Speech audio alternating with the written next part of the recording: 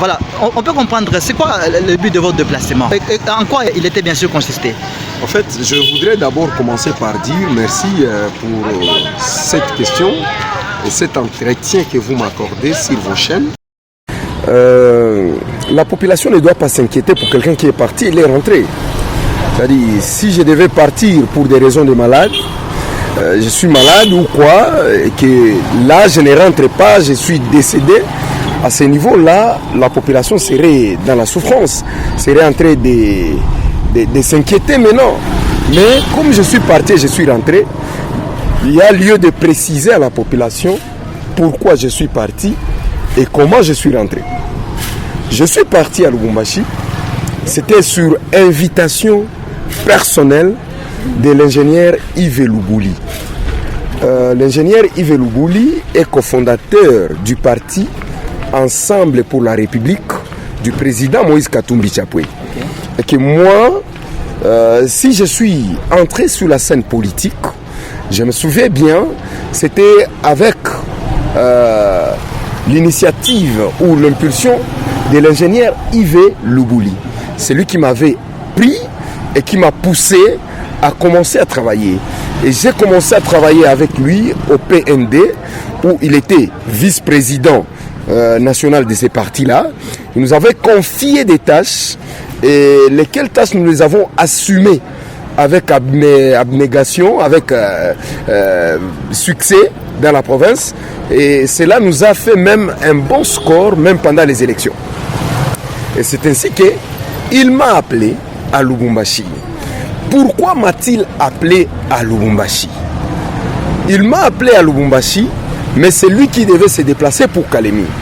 Parce que c'est quelqu'un qui a une vision pour les Tanganyika, et c'est quelqu'un avec qui nous travaillons dans nos bases. Il était question entre moi et lui d'aller faire un entretien profond, stratégique, afin de venir encore donner un bon vent nouveau sur toutes nos bases que nous avons dans la province du Tanganyika. Et c'est ça la mission que j'avais à Lubumbashi, c'est-à-dire l'entretien avec ingénieur Yves Lubouli, qui est cofondateur de Ensemble pour la République.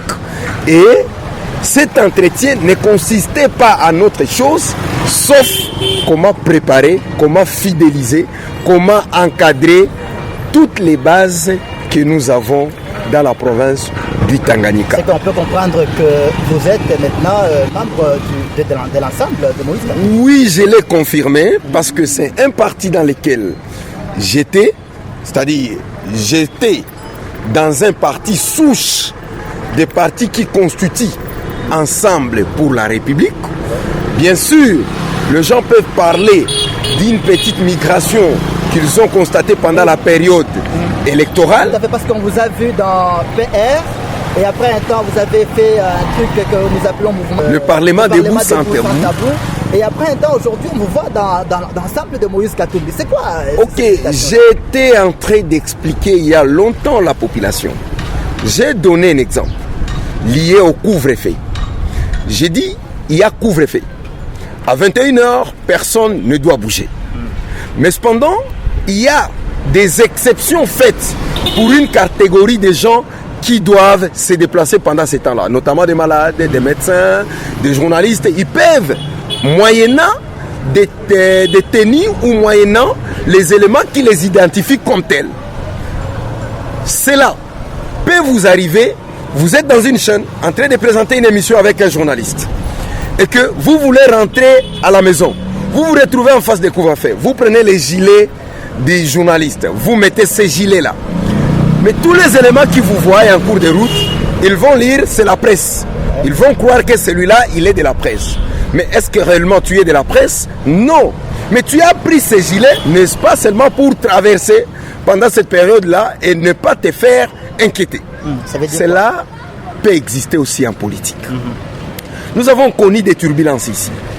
D'aucuns n'ignorent ce que j'ai vécu personnellement avec le régime de l'honorable Kitangala et l'honorable Alice Mukinchi dans la province du Tanganyika, précisément dans la ville de Kalemi. J'étais maltraité, j'étais, je ne sais pas, comment fait, jusqu'au point qu'ils m'ont exigé un exil. De manière forcée, je me suis retrouvé, je ne pouvais plus vivre à Kalemi. Dans les démarches de revenir, il faut toujours penser que j'ai négocié. Nous avons négocié avec les mêmes personnes afin de revenir. Et c'est ainsi que nous avons accepté. Ça, j'ai dit, la population doit prendre ça du côté faible. Nous avons accepté de porter leur varèse, mais cependant, on n'a pas été avec eux. Et c'est là, ils le savent parce qu'ils n'ont jamais montré même notre fiche d'adhésion.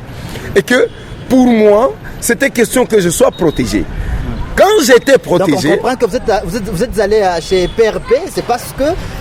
mais j'étais en insécurité. Il fallait vous protéger contre tout ce que vous faisiez chez Kitanga là. C'est clair.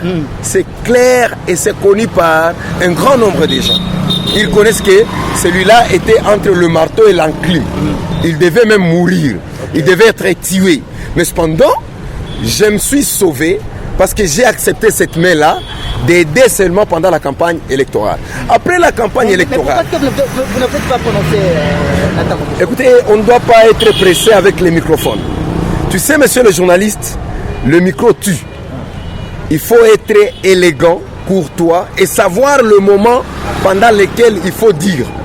Si vous dites certaines choses précipitamment, vous allez aussi en précipitation. On va vous faire partir facilement.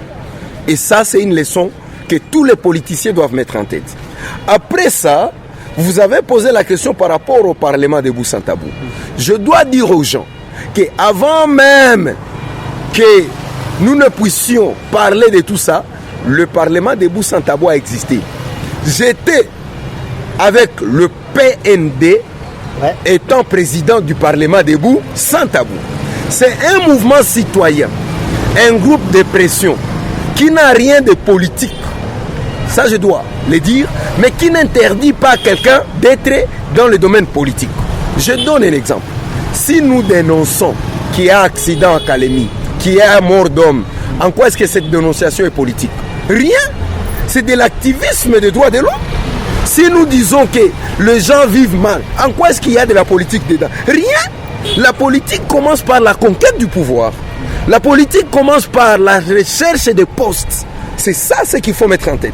C'est-à-dire, le Parlement de Bousantabou est là. Et nous sommes dedans. Et nous continuons dedans comme groupe de pression. Mais cependant, nous devons différencier les actions que nous serons en train de poser. Il y a des fois que nous pouvons poser des actions purement civiles. Et il y a des fois que nous pouvons poser des actions purement politiques. Et quand nous posons des actions politiques, par exemple, nous organisons un meeting pour accueillir quelqu'un, un politicien. Nous organisons un meeting de renforcement d'idéologie. Ça, c'est politique, ça se comprend. Mais lorsque nous allons au secours des personnes opprimées, mais ça, c'est humanitaire. C'est de la défense des droits de l'homme. Et là, c'est à ce niveau que la population doit comprendre, dans les faits, dans nos actions, on doit distinguer ce qui est politique et ce qui est des droits de l'homme. Ça, nous devons le dire de manière claire. Naturellement, on doit être leader lorsqu'on est porteur d'une vision. Et lorsqu'on a une vision, on a une ambition. Ça, c'est ça, un leader. Une vision, une ambition. Eh bien, je suis porteur d'une vision. Et j'ai adhéré à une vision. Cette vision à laquelle j'ai adhéré, elle est tracée dans une idéologie d'un parti politique. Pourquoi un parti politique? Vous le savez bien, nous prenons les changements. Nous luttons pour les changements. Et ce changement-là ne viendra pas du ciel. Ce changement-là commence par le capital humain. On doit changer les mauvais gouvernants. On doit changer les députés incompétents. On doit changer les ministres incompétents. On doit changer les gens qui ne se soucient pas de la population. Pour les remplacer avec qui? Avec les gens qui doivent faire le contraire de ceux-là qui sont là. Mais en étant dans la société civile, avec notre loi électorale, qui ne permet plus à quelqu'un de postuler comme indépendant, croyez-vous que nous allons passer? Non! Et c'est comme ça que je suis parti, j'ai vu l'ingénieur Yves Bouli. Je lui ai dit non, il est porteur d'une vision. Il a l'ambition de venir aider le Tanganyika, de relever un peu le niveau du Tanganyika. Il s'est dit qu'avec son intelligence, avec son énergie, avec sa capacité, il peut combiner ses efforts avec sa base. C'est-à-dire, il peut se retrouver au milieu de la base, pas en avant de la base. Hatakuwa mbele.